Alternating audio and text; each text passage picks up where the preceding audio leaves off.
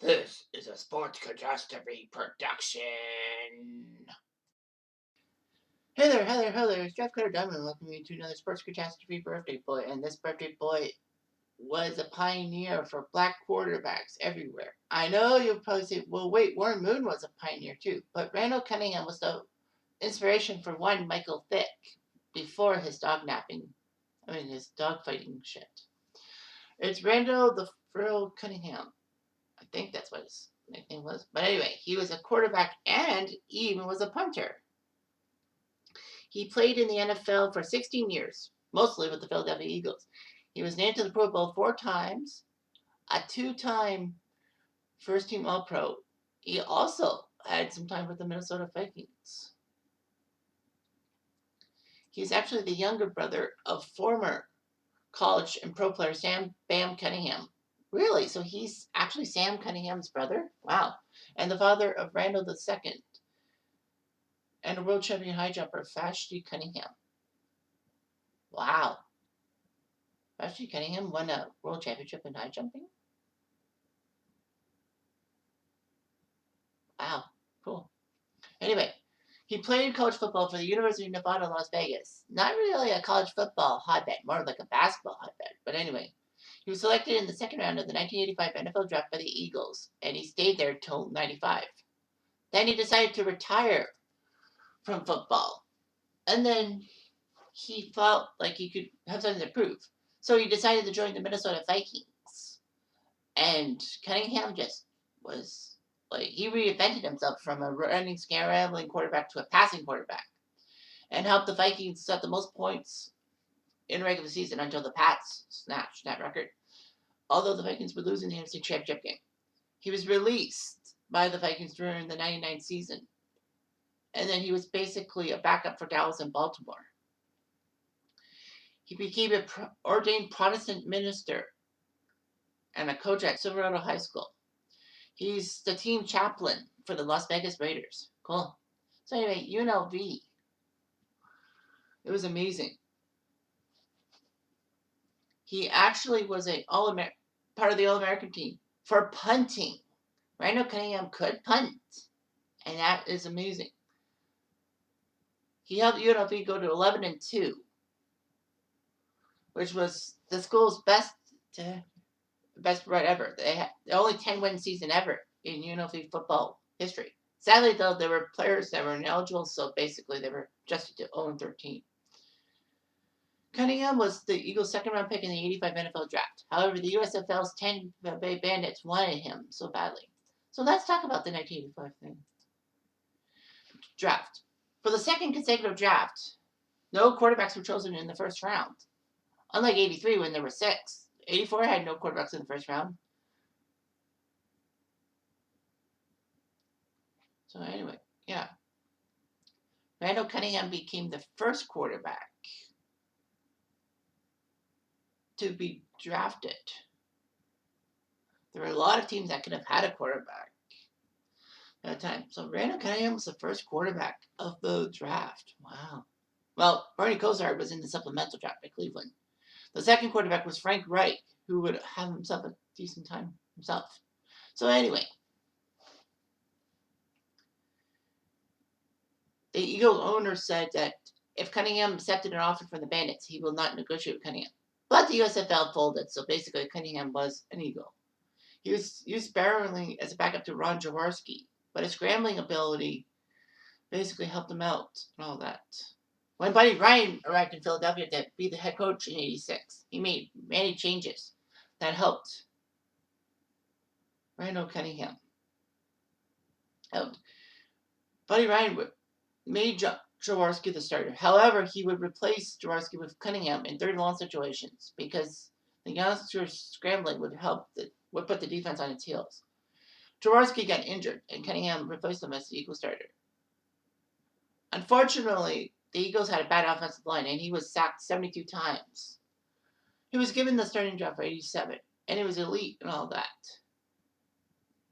He was the starting quarterback for the 89 Pro Bowl, which was the first time a black quarterback was a starter. He helped the Eagles win the NFC Eastern Division Championship. Sadly, though, they had to travel to Chicago to face the Bears in the divisional round, and that was when the Fog Bowl happened. Cunningham did throw for 407 yards passing, which is a record. Unfortunately, he also got picked up 3 times. Well, it's a fog. What do you expect? So anyway, Randall Cunningham somehow decided to punt against the Giants December 3rd, 1989, and he got a 91-yard punt, the 4th longest punt in NFL history. He only punted 20 times during his career, but at 44.7 yards per punt average. That's pretty good. So anyway, Randall Cunningham was famous in 1988, for taking down the Giants with a touchdown, with an amazing touchdown run. But in 1990 against the Buffalo Bills in Buffalo, Cunningham almost got sacked by Bruce Smith, but he ducked and threw a nice pass to Fred Barnett, who's got a 95-yard touchdown out of that. Cunningham got 942 running yards in the 90 season, which was the 3rd best by a quarterback. Sadly, though, Randall Cunningham's season came to an end in the 91 season when he got tackled by Bryce Paup of the Packers and tore his ACL. But he healed up, and in the next season he looked good. But the injury to his ACL took away his speed and athleticism. And basically he was benched for Ronnie Pete. He decided to retire and all that. He actually ended up leaving the Eagles with the 3rd most rushing yards in Eagles history, behind Steve Van Buren and Wilbert Montgomery. Which was weird. He was a quarterback, of all things. But he has been surpassed by Drew Staley, Brian Westbrook, and LaShawn McCoy. But only those guys. Cunningham actually joined the Vikings because Dennis Green had a granite business and Randall Cunningham had a job there. So basically, he reunited with Chris Carter. And with the Vikings, he shocked the New York Giants at Giants Stadium by scoring 10 points in the final 90 seconds of the game between the Vikings and Giants to sink the Giants in the wild card. However, the Vikings would lose to Steve Young and the Niners in the division round. However, the 98 campaign was Cunningham's best season. Got them to 15-1, 34 touchdown passes, only 10 interceptions, which is amazing, and 3,700 passing yards. He had Chris Carter, Randy Moss, and Jake Reed at good wide receivers and all that.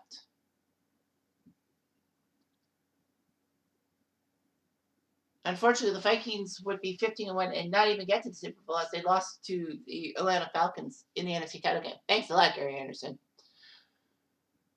During the early stages of the 99 season, he would throw 9 interceptions in 6 games, and he was benched for Jeff George. Basically, Cunningham's days were numbered when they said that Dante Culpepper would be the starter in the 2000 season. Cunningham decided to be the backup to Troy Aikman. And after some concussions ruined Aikman's season and career for that matter, Cunningham was at quarterback. He only was 1-2 as a starter and all that.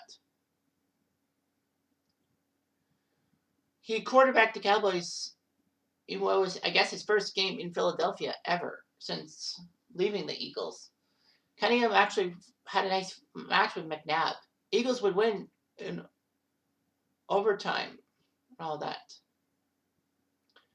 The Cowboys were 5-11, and basically Cunningham knew his days were numbered. He was not re-signed, and the Cowboys decided to take Tony Banks. The Ravens signed Cunningham, reuniting with Brian Billick. Cunningham was supposed to be the 3rd string quarterback, but he was named a backup behind Elvis Grbac. It's kind of weird that they got rid of Trent Dilfer the year after they won the Super Bowl. Anyway, he was Gerbach's backup. He was 2-0 as a starter, and then the Ravens decided to sign Jeff Blake instead.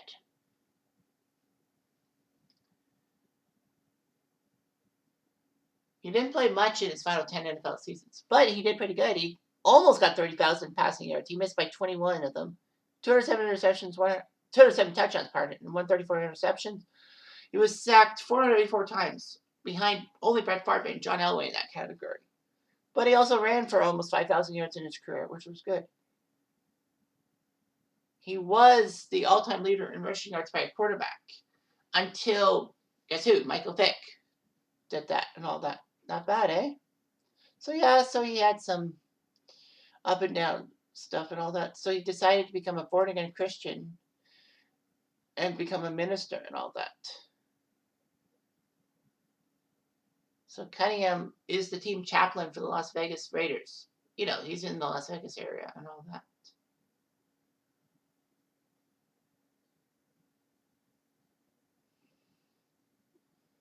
So yeah, great job by Donovan McNabb.